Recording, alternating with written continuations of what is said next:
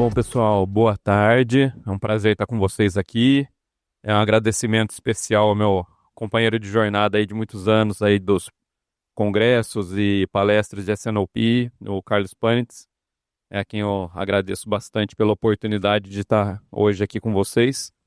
E sempre naquele contexto de a cada novo evento, a cada participação dessa, a gente vem para cá e sai, quando sai naquela porta lá, sai muito mais encantado com a questão do aprendizado, com a questão das conexões que a gente faz aqui, né? Então é um evento muito importante para a gente poder adquirir conhecimento, trocar experiência e evoluir dentro dos processos de supply chain, SNOP, SNOE, IBP, dentro dos conceitos da questão de IA, machine learning. Então é sempre algo muito rico, né? Quando a gente participa de eventos como esse. Agradecer aos colegas que estão aqui no painel também, né? A Priscila, o Guilherme, a Juliana e o Alisson. O Alisson que eu converso com ele faz tempo já, mas hoje eu tive a oportunidade de estar com ele presencialmente aqui também, muito interessante. Bom, gente, então no debate hoje aqui nesse painel que a gente está promovendo aqui com a V3, a gente viu vários temas interessantes aqui hoje, né? Nas apresentações. A gente viu ali da Vistimo a questão de papéis e responsabilidades, sobre transformação no planejamento, toda a fase do planejamento, né? Uma jornada de transformação. Com o pessoal da Fruc, que apresentou antes também, a gente falou sobre estar sempre num processo de Kaizen, de melhoria contínua. Com o pessoal da Gedor, sobre como atrair o time de vendas, né? Como conseguir convencer o cliente até a trazer um pouco mais sobre a informação do ponto de venda. Ontem, conversando com a Juliana, a gente teve a oportunidade de falar um pouco mais sobre o mercado, como que o mercado traz as informações, e com o Guilherme Tyson, certo? Da Docile também. A gente vai ter a oportunidade hoje aqui de falar um pouco sobre esse mercado de alimentos, que também é muito dependente de dados e que dá para a gente extrair um monte de informação bacana a partir disso, né? Então, começando ali com a Juliana, que já está com a Priscila, perdão, que já está com o microfone ali disponível. Ô, Priscila, quando a gente fala sobre todo esse processo, essa jornada de transformação, do seu ponto de vista, o que vem antes, né? Ou como que a gente pode melhor estabelecer essa conexão super importante entre processo e ferramentas e tecnologia? Oi, gente. Boa tarde. Sou eu de novo.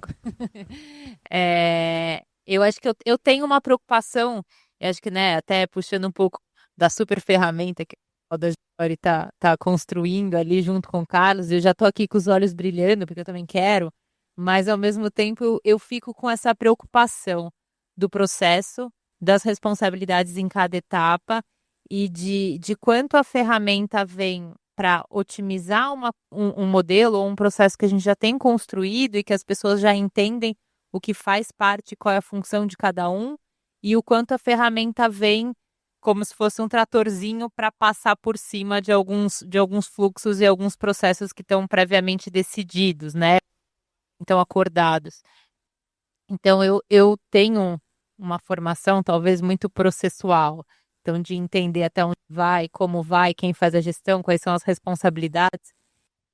Eu acho que a gente tem que tomar um pouco de cuidado com isso. A ferramenta, na minha visão, ela vem como algo a mais. Ela vem para melhorar um processo que já existe, mas ela não vai criar um processo por si só. Eu acho que a gente tem que tomar esse cuidado para a gente conseguir plugar ela da melhor forma possível, sem perder o que a gente está construindo ou o que a gente já tem construído, né? Então, o como que a gente vai garantir que o plano está aderente ao que a gente tinha até então desenhado, que a gente não vai ter sobreposição de dados. Então, eu acho que a ferramenta ela tem que estar sempre de mãos dadas ali com um processo e um fluxo bem delimitado e com responsabilidades bem estratégicas. Porque senão, daqui a pouco, a ferramenta que falou. Eu fiz porque a ferramenta falou que era para fazer, mas por que a ferramenta falou isso, né? E o quanto a gente já tem a maturidade dos dados, hoje, na Vissimo, a gente ainda não tem. Mas o quanto a gente tem a maturidade dos dados, entender que os dados estão 100% perfeitos e estratégicos que a gente pode passar para uma inteligência artificial e ela vai conseguir ler os dados melhor do que nós. Às vezes nem a gente consegue ler exatamente o que está escrito aqui, ou a gente fazer algum tipo de ajuste. Então, acho que a gente tem uma longa caminhada, acho que tem muitas ferramentas para serem desenvolvidas, IA e Machine Learning está cada vez mais focando no mercado, ainda bem, uma super fiel consumidora aí, mas assim, sem processo, eu acho que não vai funcionar tão bem. A gente tem que tomar um pouco de cuidado para não mirar na lua e talvez não atingir o nosso alvo. Boa tarde a todos. Primeiramente, também agradecer ao Carlos pelo convite, né, de estar nesse momento. É um prazer aqui falar com vocês. Eu compartilho da visão da Priscila, né, pegando um pouco da minha experiência, né. Estudamos durante algum tempo, né, a implementação do Coplan dentro do nosso processo, né. E aí eu entendo que, né, foi uma decisão acertada. Vamos entender primeiro o nosso processo de S&OP, o que a gente precisa desenvolver, qual a maturidade que a gente precisa ter primeiro, né? Entendendo que existe uma jornada nesse sentido, né? O próprio Carlos comentou no início do evento, né, que tu não desenvolve o S&OP em 2 meses, em 3 meses, é uma jornada, né? E para nós foi muito importante nesse sentido, entender as dores, né? Vamos começar com planilha primeiro, né? Vamos evoluindo, vamos sentindo qual é o momento importante para a gente poder dar esse próximo passo, né? E eu entendo muito que precisamos maturar antes de dar um passo à frente, né? Não dar um passo maior que a perna, né? É isso.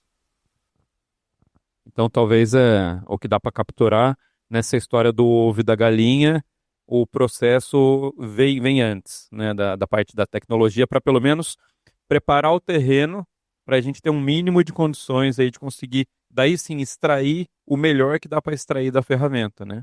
A ferramenta é uma grande alavanca e tendo um processo um pouquinho melhor estruturado, isso ajuda aí a obter mais resultado, né? Obviamente que é importante tu também entender em que momento que eu dou o próximo passo, né? Para não ficar parado, né? Entender que, putz, eu já estou aqui nesse processo já há um ano, não estou evoluindo. Né? Quando dar esse próximo passo é uma reflexão importante aí, né?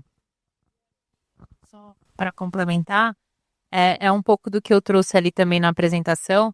Planejamento é muito dinâmico e é um exercício de resiliência, né? Então, a cada novo ciclo, a cada novo planejamento, você pode ter um objetivo diferente, né? Como o Carlos está trazendo. Agora a gente vai falar sobre margem, daqui a pouco o foco vai ser EBITDA, daqui a pouco o foco da empresa é conversão de caixa. Então, a gente tem que estar preparado para mirar o nosso alvo para objetivos diferentes dentro das alavancas que a gente tem e dentro, né, de tudo que a gente tem academicamente aí para trabalhar.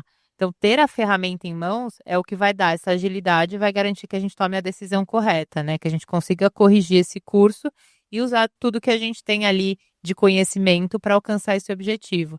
Mas se a gente não tiver previamente estruturado um processo, a definição de quem é responsável pelo quê, às vezes a gente vai estar atirando para todas as frentes sem ter um objetivo único, né? Então, acho que o processo ele ajuda nisso, até a gente dar foco em o que a gente vai atacar em cada momento, né? Então, ninguém pode ficar parado, a gente precisa das ferramentas, a gente não pode ficar atrás da nossa concorrência. Todo mundo tá usando IA e a gente também tem que usar, mas vamos preparar a casa, nos preparar para começar a usar e usar da melhor maneira, da forma mais assertiva. Legal, obrigado, Guilherme e Priscila. E é legal porque isso conecta com os temas que a gente falou sobre melhoria contínua, que é importantíssimo, né? Sempre buscar a evolução e ter também, dentro da gestão da questão da governança, no que eu quero melhorar, o que é prioridade para a empresa hoje, que pode não ser a mesma prioridade amanhã, né? Então isso é muito, muito interessante. E conecta com o que o Alisson trouxe sobre como atrair o time de vendas e como fazer com que o cliente colabore também com a questão que o que eu pude perceber ali um pouco mais sobre uma questão de uma POS data ali, né? A informação que o seu cliente pode te fornecer para você melhor abastecer ele, né? Então, dentro dessa dinâmica, qual é o principal gatilho ou a principal forma de, além de você oferecer uma questão de um melhor OTIF, que era o que vocês estavam procurando resolver, que isso leva a um melhor atendimento, um cliente mais satisfeito, mas como que você convence o cliente a partilhar para vocês a questão da informação do ponto de venda, da informação do quanto está saindo ali no sell-in, para você poder usar essa informação dentro do seu processo? Eu acho que isso varia um pouco de mercado para mercado. No nosso caso, que eu comentei, a gente nunca teve uma entrega satisfatória. Mas naquele momento, principalmente pós-enchente, a gente estava com uma entrega muito abaixo do que deveríamos estar. Então, até a gente fala muito sobre o que a gente tem que fazer dentro da cadeia para poder equilibrar todas as contas, mas o time de vendas, aí pensando neles, nessa questão de colaboração e tudo mais, e para conectar no cliente, eles estão gerindo os nossos problemas lá na ponta. Ele não está nem conseguindo vender. Ele não chegou nem nesse ponto. Ele só está gerindo aqueles problemas da entrega por uma determinada situação que aconteceu. Então, quando eu chego no cliente com uma, entre aspas, solução para corrigir a entrega, já é quase que 100% do que o cliente gostaria de ouvir. Pelo menos o nosso cliente no nosso canal, né? Então, tem outras coisas que a gente fala, como ajudar ele a controlar o próprio estoque dele. É uma situação interessante, porque como eu comentei, o nosso cliente, ele não é um cliente tão maduro.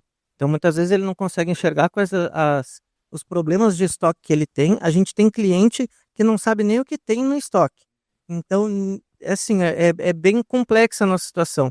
Então, a partir do momento que eu vendo valor para ele, ajudando ele a fazer uma análise de estoque, a desovar aquele estoque que está parado, fazer uma campanha para alavancar a venda dele, são os 3 pontos além da entrega. Mas no nosso caso específico, a entrega foi em 90%, 95% daquilo que motivou ele a compartilhar as informações com a gente. E não só isso, a gente teve mais uma barreira, que é como que o time comercial, que nunca falou em capturar essas informações do cliente, como que ele vai a campo pedir essas informações para o cliente? Porque vai ter muita objeção. E, de novo, nosso mercado, se tu for pedir uma informação do quanto que ele está vendendo, ele acha que tu quer roubar os dados dele e ele perde um poder de negociação. Então, se ele tem essa carta na manga do estoque ou do sellout, ele tem que ter algo muito bom para ele poder compartilhar essa informação contigo. Então, até algo que nós do time de planejamento nós fizemos foi acompanhar o time de vendas no cliente e ajudar ele a acabar com todas essas objeções do cliente, ensinar para ele qual é a importância do sellout até ele conseguir correr sozinho. Então, agora, por exemplo, no nosso caso, a maioria dos sellouts que nós recebemos foi o próprio time de vendas que foi lá convencer o cliente e mostrou que isso vai fazer com que a gente melhore o nível de serviço. Mas, de novo, respondendo a tua pergunta, 90% é por conta de nível de serviço no nosso caso, né? Eu participei de um evento lá em São Paulo de S&OP, não sei se você estava, Aveline, mas teve um case muito interessante da Copenhague. E eles traziam uma informação que tocou muito próximo da nossa realidade também, com os franqueados, né? Que a gente fala do VMI, que nada mais é do que a gente estar ali ajudando e fazendo a gestão do estoque das nossas franquias, da nossa rede de franqueados. E aí o que eles trouxeram é como mostrar isso em conversão de caixa, em dinheiro. Então, você ajudar e você mostrar que você fazendo o controle ou ajudando ele a controlar o estoque de uma forma mais assertiva, vai sobrar mais dinheiro para ele. Então, seja você garantindo que você precisa de pedidos menos robustos ou com uma frequência maior, você vai ter uma conversão de caixa mais interessante, ou você não vai ter atraso, então você vai deixar de perder a venda na ponta e você vai conseguir alavancar a sua, né, o seu sellout. Então, eu acho que vender isso, que a experiência e a expertise que a gente tem dentro de casa pode ajudar a gerar valor no negócio dele, né? Então, como que a gente consegue trazer isso para dentro do cliente? Eu acho que esse é o grande turning point ali, quando for pedir as informações mais delicadas ali dos nossos clientes ou da rede de franquias. Mas eu acho que esse case é muito interessante da Copenhague. Depois eu consigo compartilhar com você.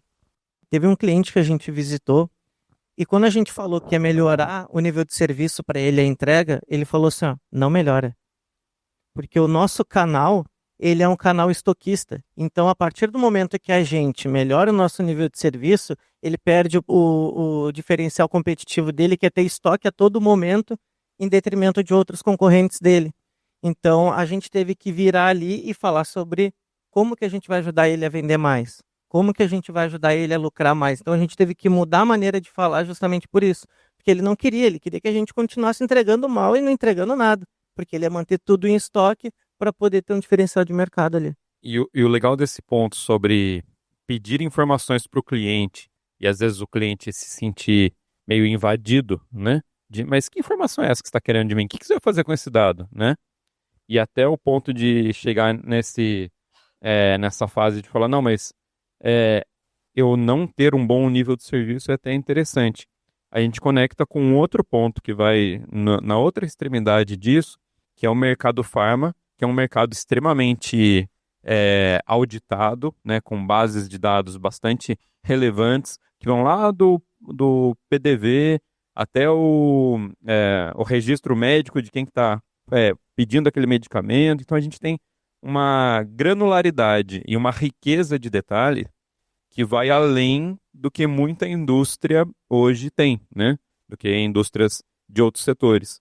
E daí a gente tem no painel aqui também a Juliana, que na parte de estratégia de negócios, de marketing, tem esse know-how, né? Essa experiência.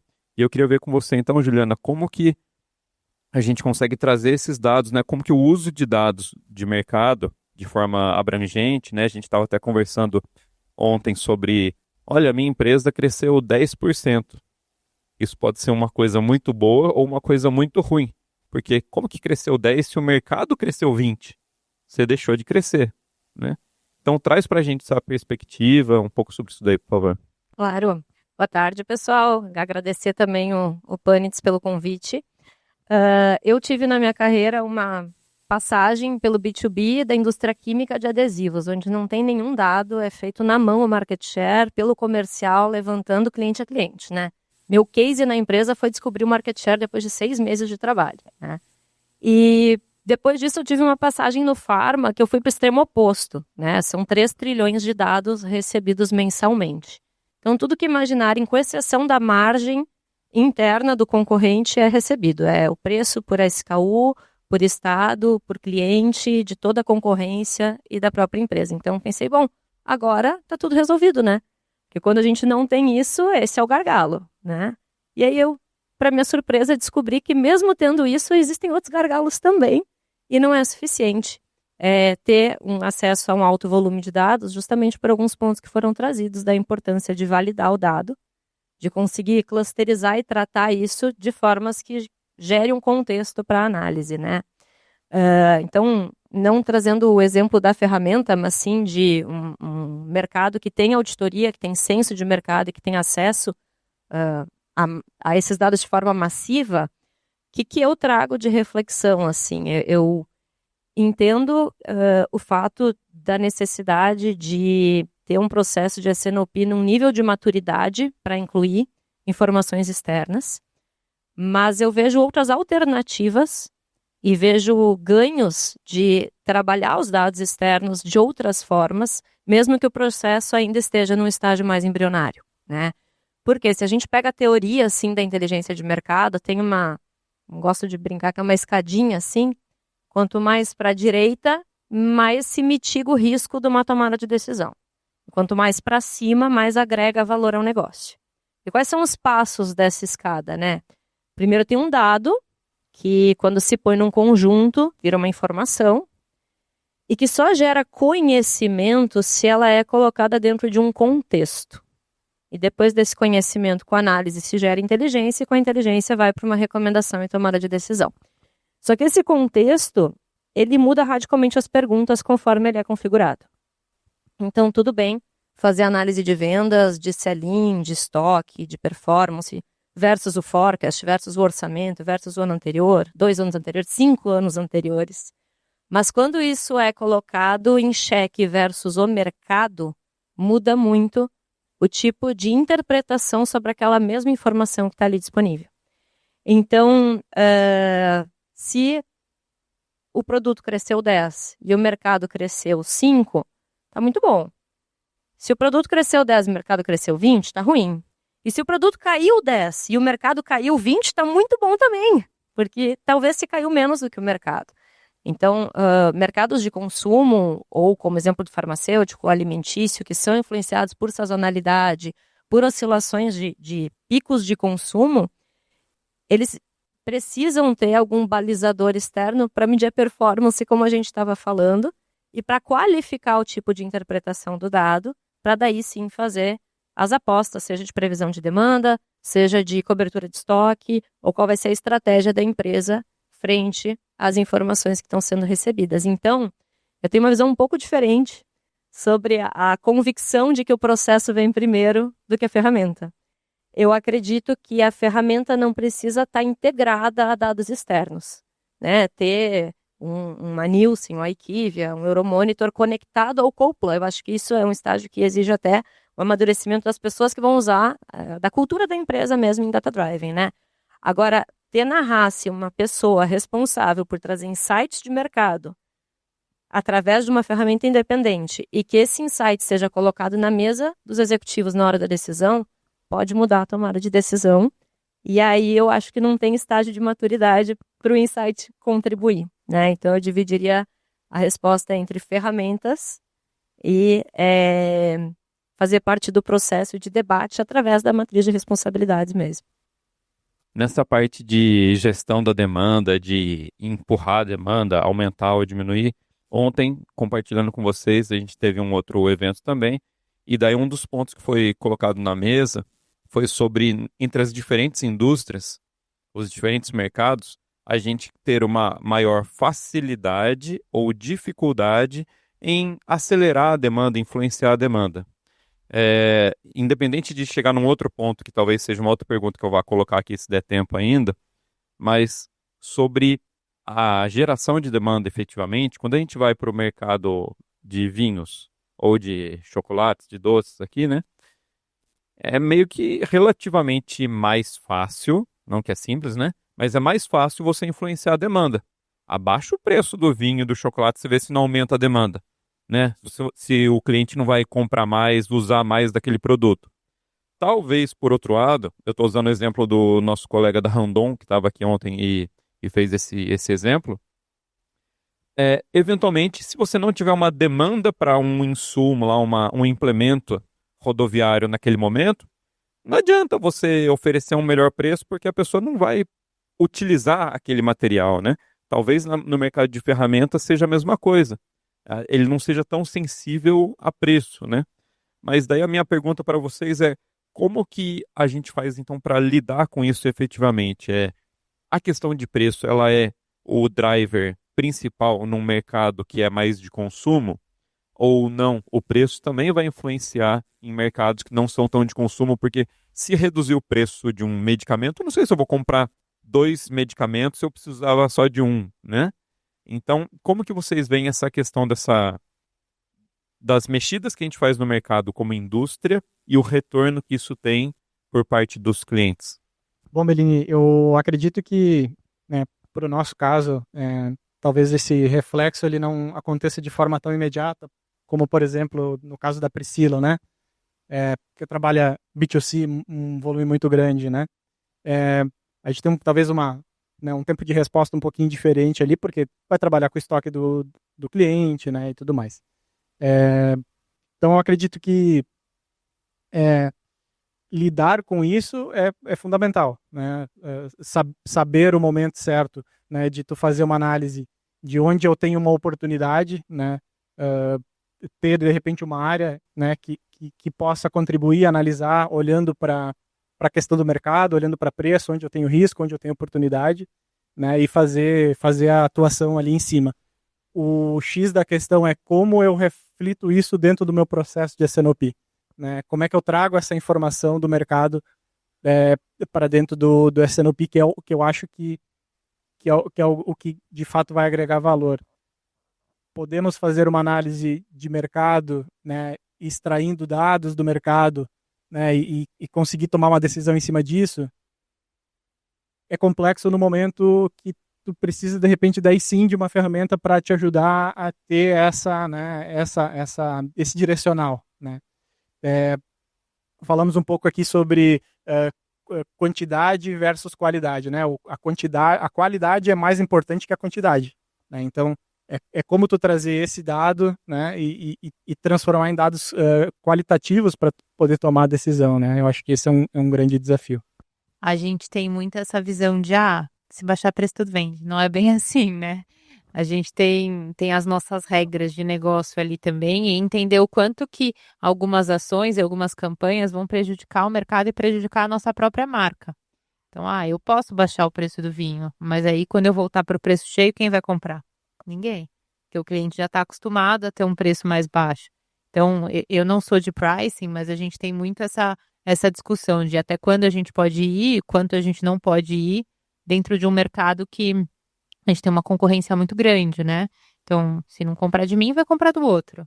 E o quanto a gente quer aprofundar esse nível de desconto no mercado. Acho que trazendo um pouco do que a gente conversou ontem, a gente trabalha com um produto de certo desejo, né? Então, as pessoas têm vontade de comprar um vinho. Então, a gente tem outras alternativas que fazem com que a gente consiga alavancar essa vontade ou aflorar um desejo para eles virem fazer o consumo.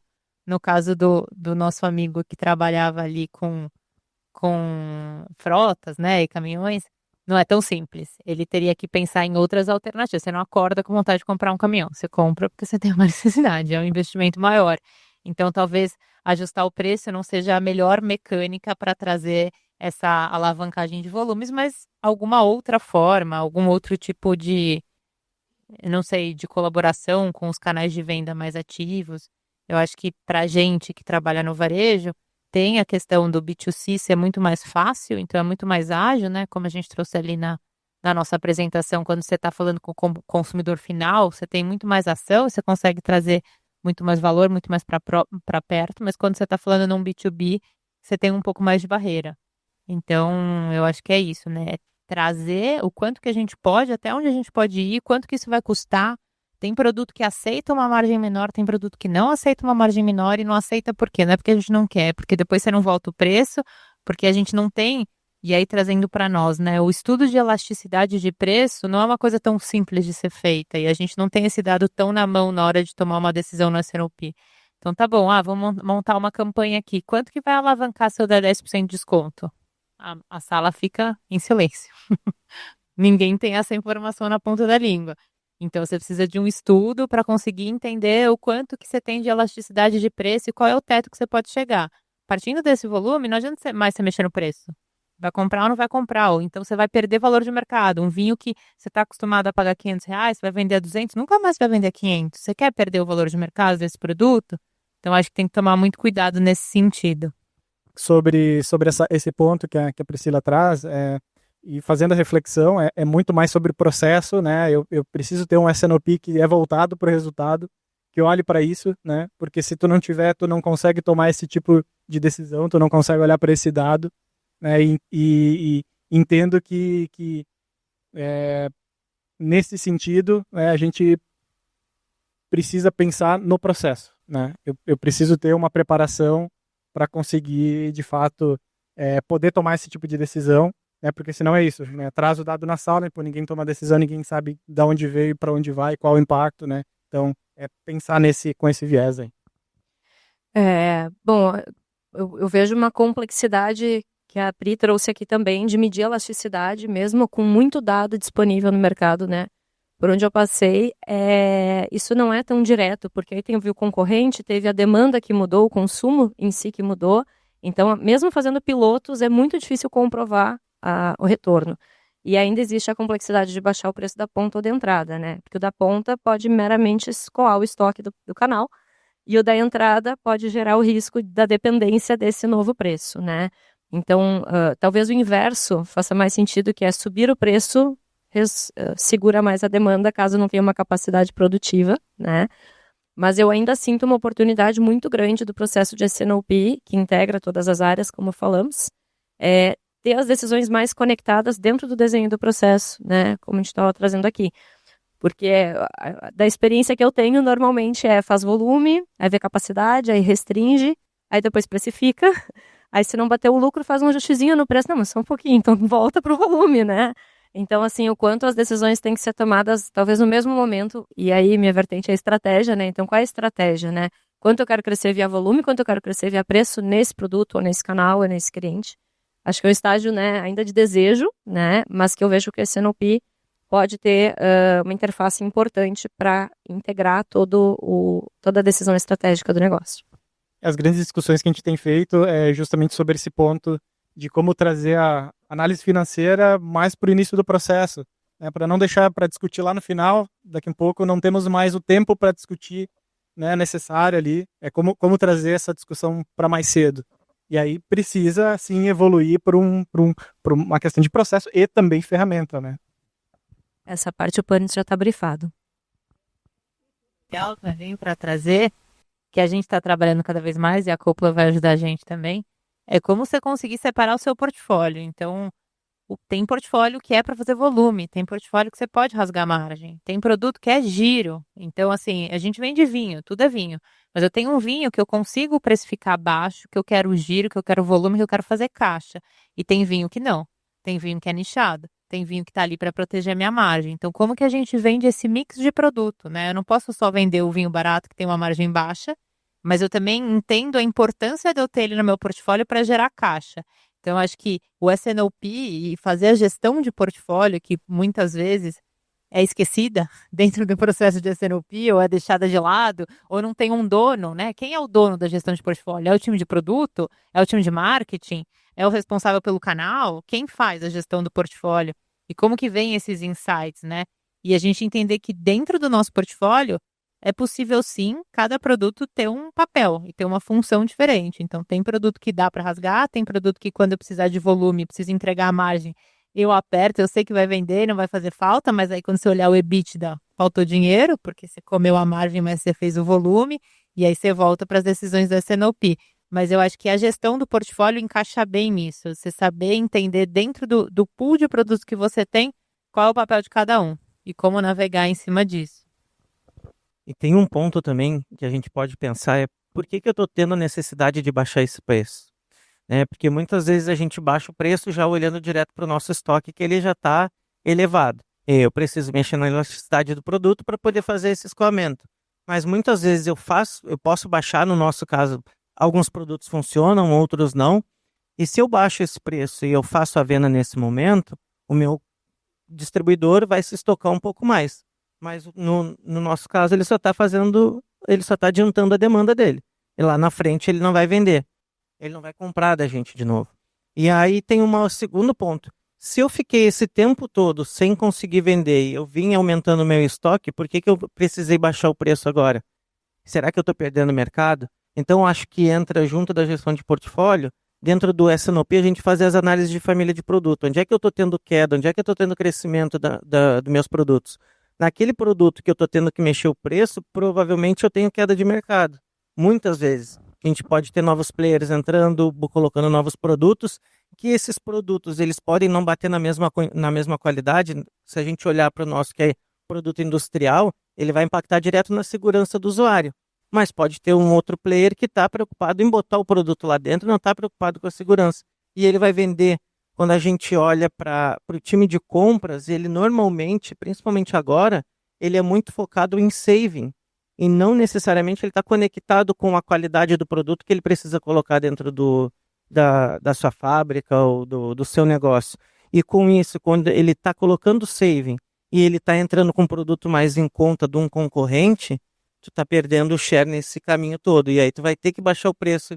E aí tu baixa o preço, tu acaba estragando toda a estratégia do negócio. Então, às vezes tu tem uma linha, que nem tu comentou do próprio vinho, né? No nosso caso é a linha industrial. Se eu baixo o preço dela, eu acabo empatando ela com as minhas outras linhas que não têm a mesma durabilidade no processo. E aí eu estrago a estratégia de defesa de produtos também. Eu acho que o SNOP pode colaborar nessa análise do quanto que eu estou perdendo de mercado ao longo do tempo. E bacana também que o Alisson, né, também, dando os exemplos aqui, a monstreza aqui, né, o Guilherme e a Pri também. E que o cara de SNOP, ele tem que acabar ampliar os horizontes dele. Ele pode ter nascido no PCP, ele pode ter nascido em vendas, mas ele é um cara que tem que acabar tendo uma visão de negócio para poder ter esse tipo de conversa.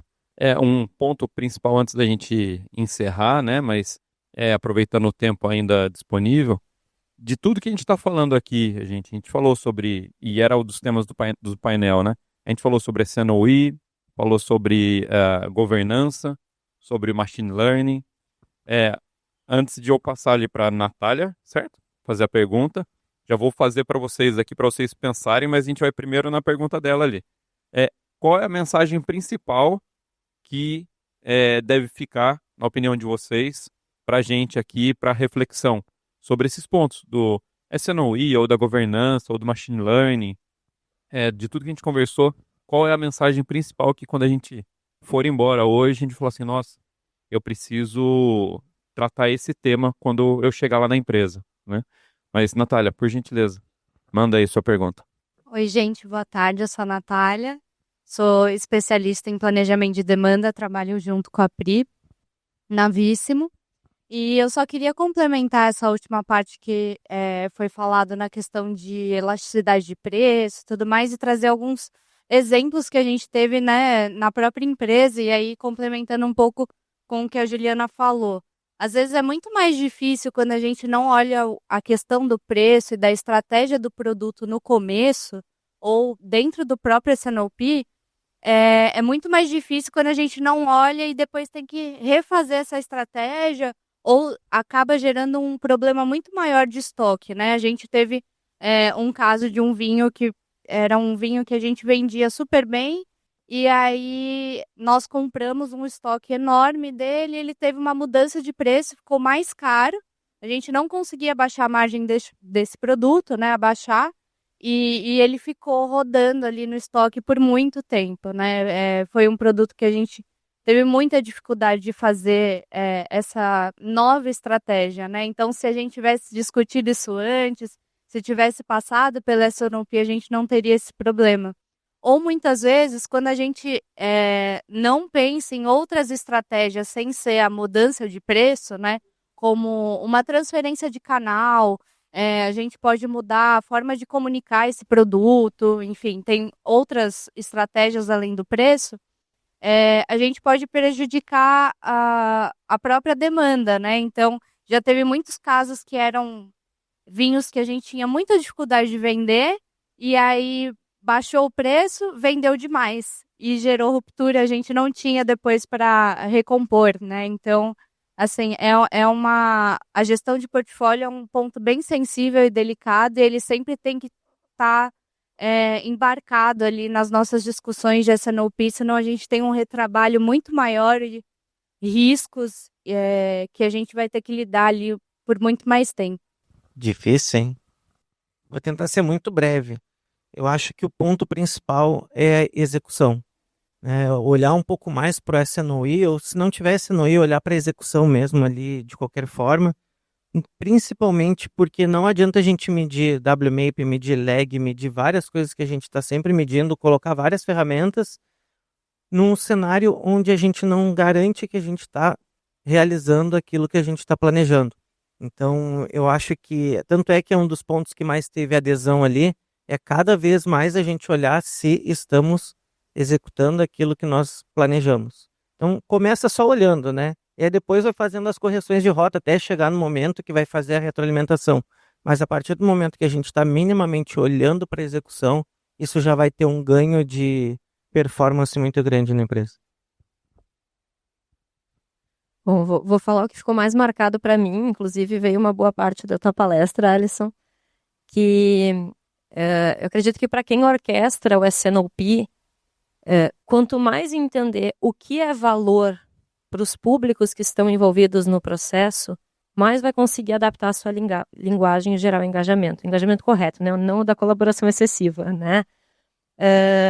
Porque dentro da empresa existem os papéis por algum motivo. Alguém defende que a fábrica tenha o maior controle possível, alguém defende que o lucro tenha, né, seja o mais alto possível, e alguém tem que saber vender tudo isso.